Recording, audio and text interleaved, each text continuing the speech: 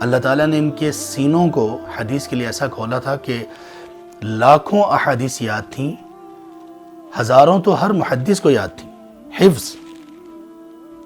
اور اللہ نے ان میں ایسے ایسے لوگ بھی پیدا کیے جیسے امام ترمذی، تمام کتب ستہ کے ائمہ، اور ان میں امیر المؤمنین فی الحدیث بعد الصحابہ امام بخاری رحمۃ اللہ علیہ، اللہ کی نشانیاں تھے۔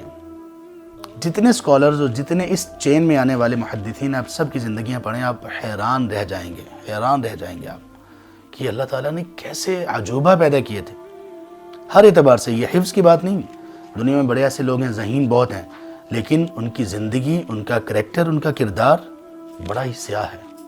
یہ لوگ کیسے تھے؟ سب سے اعلیٰ کردار کے مالک تھے۔ واللہ اللہ کے رسول صلی اللہ علیہ وسلم کی زندگی، آپ صلی اللہ علیہ وسلم کی اس حدیث پر بڑا ہی ایمان تازہ ہوتا ہے۔ آپ نے فرمایا کہ ان العلماء ورثۃ الانبیاء، بلا شبہ علماء انبیاء کے وارث ہیں۔ جس طرح انبیاء لوگوں میں سب سے برگزیدہ، سب سے زیادہ پاک زندگی والے، سب سے بہترین کریکٹر اور کردار والے تھے، واللہ اسی طرح سے جو علماء، حقیقی جو علماء ہیں، آپ صلی اللہ علیہ وسلم کے بعد آئے، ان کا بھی یہی معاملہ تھا۔ وہ لوگوں میں سب سے بڑھ کر سچے، امانت دار، سب سے بڑھ کر پاکیزہ تھے۔